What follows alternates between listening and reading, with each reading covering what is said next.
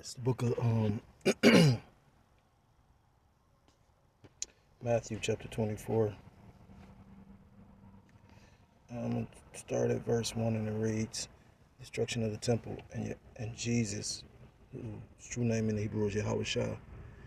And Yahushua Mashiach went out and departed from the temple, and his disciples came to him for to show him the buildings of the temple. And Yahushua said unto them, See ye not all these things? Verily I say unto you, there shall not be left here one stone upon another that shall not be thrown down.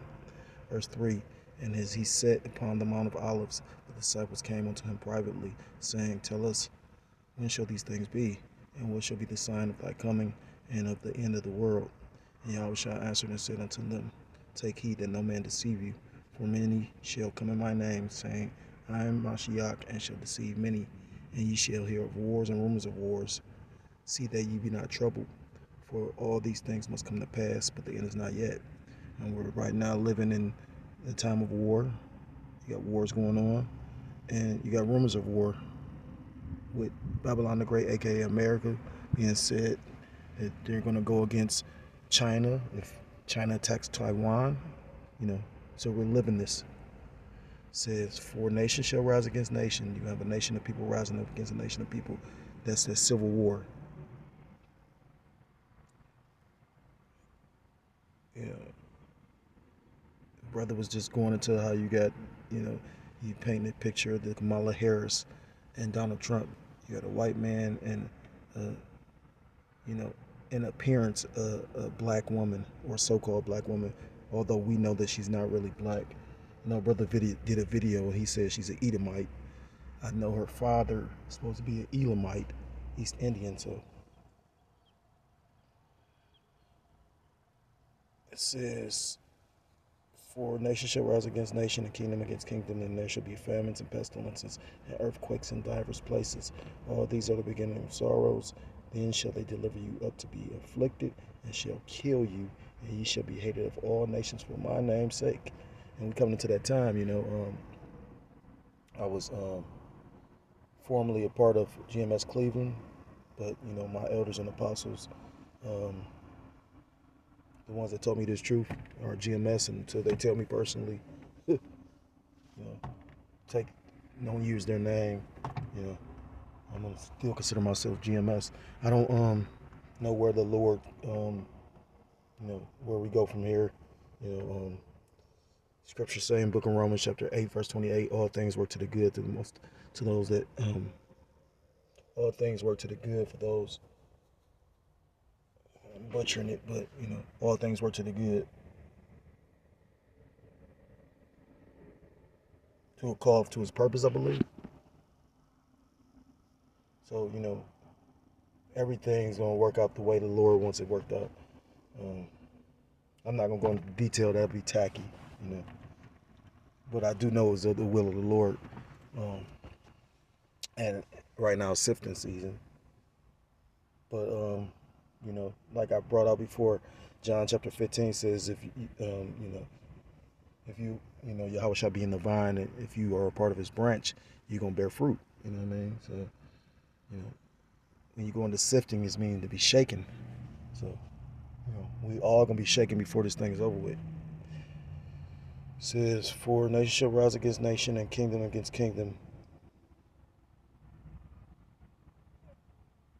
and there should be famines and pestilence and earthquakes in divers places.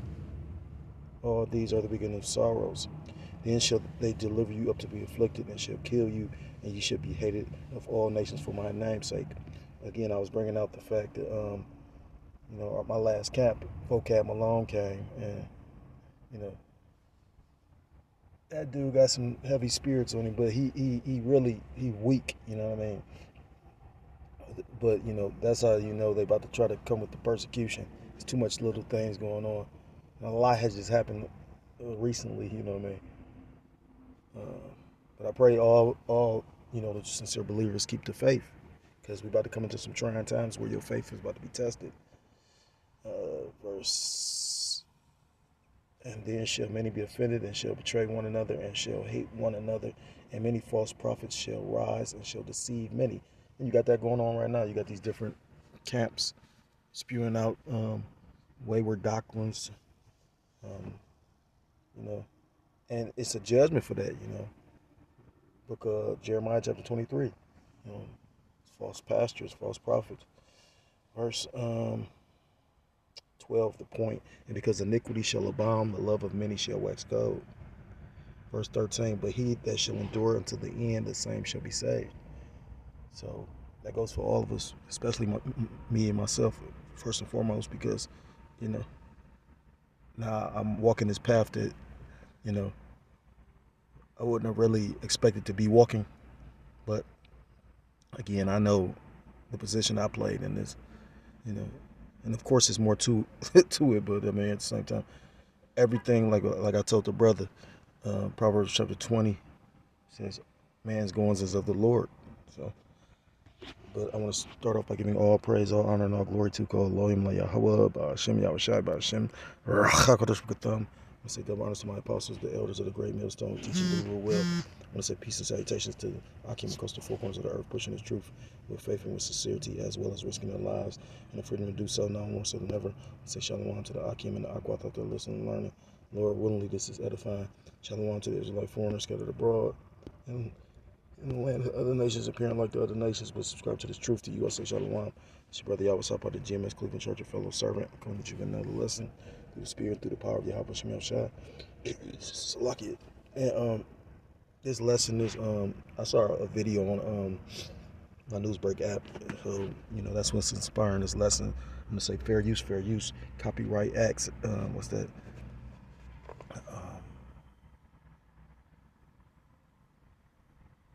Well, fair use.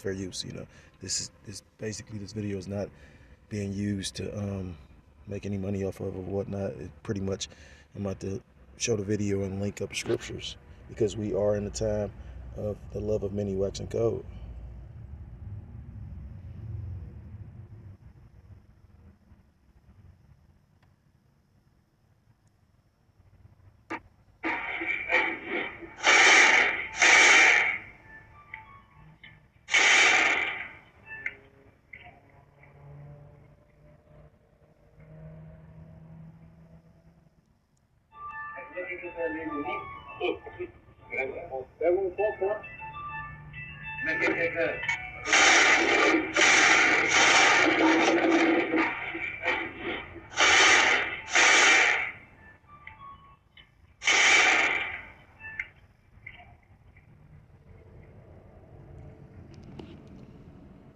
Play it one more time.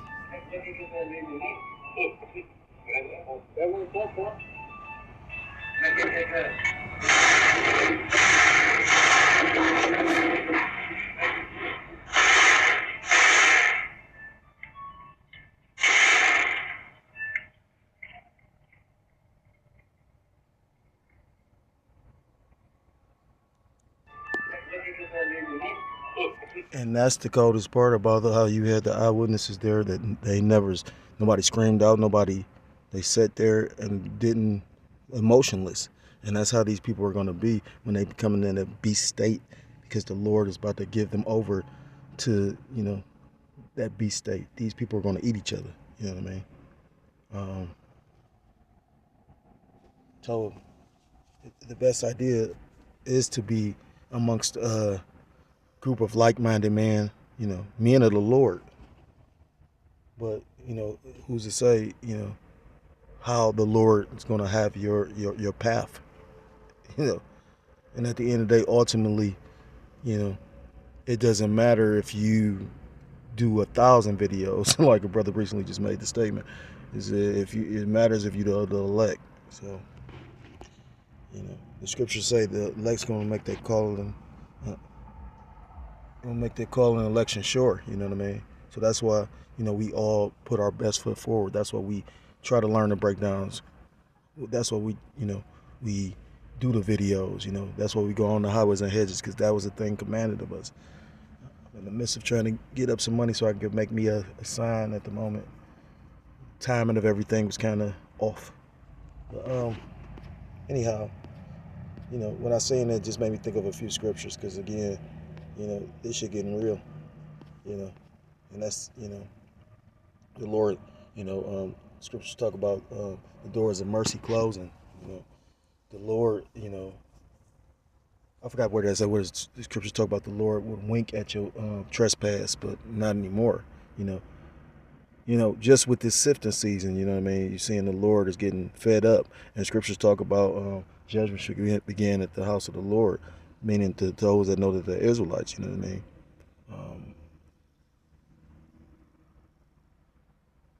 So it's always imperative to be constantly in repentance, because we sin without knowingly sinning. You might not do nothing knowingly off, but scriptures talk about your secret sins. It's the book of 2 Timothy chapter 3. I just want the first part. It says, I might read to the third verse. It says, "This know also that in the last days perilous times shall come." You go into that word perilous, is kalapas in the Greek, and it means dangerous or fierce, hard to bear, hard to do. So it's gonna be hard to live, hard to survive. And a lot of people period is struggling. You know what I mean? I know a personal situation. It's enough brothers in our camp, and they having trouble mustering up a particular type of amount of money. And I'm like, damn, you know what I mean? That's how you know everybody taking a beating. You got people really fucked up out here. You got people living in cars. You know what I mean? Families. Says verse 2, "For men shall be lovers of their own selves, covetous boasters." I work at this job. I had to tell the nigga yesterday, like, you niggas talk too much. God damn, you shut the fuck up. And it's funny because the nigga now, he amongst his dude. I work with his dude. He talked too fucking much. And yesterday with his dude wasn't here, he ain't have shit to say. He pushing open the door for me, all this shit. Now his dude here, and now he wanna be talking. I'm gonna always be loud. Hey, you corny ass nigga. I didn't know niggas from Chicago was built like that. The brothers I met in Chicago built a different kind of way. Then he talk about some not like us. I was just like, how could you tell a nigga like that the world is over with? You know what I mean? Like, he really thinking that he got his education from YouTube. Like, you know what I mean? It's a million fucking opinions on YouTube, but probably never once seen one of the apostles' videos. I just had to say that because, again, this nigga proud, boasters, blasphemers, disobedient to parents, unthankful, unholy. When you go into the word Kodash, it means to be separate. Unholy is meaning to be joined onto. And that's what the devil's whole plan is, to make this one world system. Verse 3, "Without natural affection, truth breakers, false accusers, incontinent, without a lack of self-restraint, lawless." In the book of 2 Ezra chapter 5, it says the incontinency, lawlessness. You know what I mean? It's gonna be dangerous and lawless. You know what I mean? And you already got the police officers short staff. You really think when the criminals take over in cities like Chicago and New York, and you know what I mean, amongst these immigrants, they talking about these immigrants is already forming their gangs, because a lot of those immigrants were criminals. This devil about to do some real live gangster shit, and it's all the will of Yahweh Shem Yahushua. It says, "False accusers, incontinent, fierce, despisers of those that are good." These people hate the prophets, and that's Vocab Malone's main job. That's what I really realized. And you could tell he sent, because when he came with the bullhorn, it was really offensive. Like I said, we broke our camp up into like 4 camps. So he came with a crowd of like maybe 20 people. And the thing is, they never approached us, but they watched us.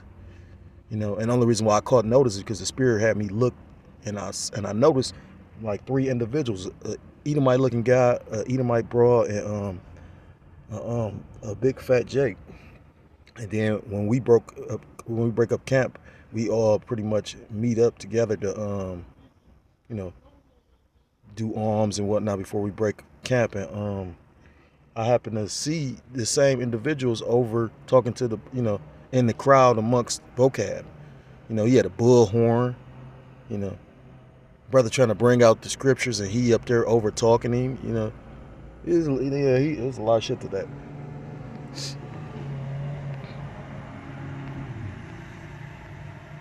Ultimately, it's going to be the Lord bringing this wrath. I mean, he's gonna put it in the you know, you're gonna have Esau Edom do his bidding, because the scriptures talk about the devil coming out with great wrath. In Romans chapter 13, the devil or Esau Edom being the Lord's sword.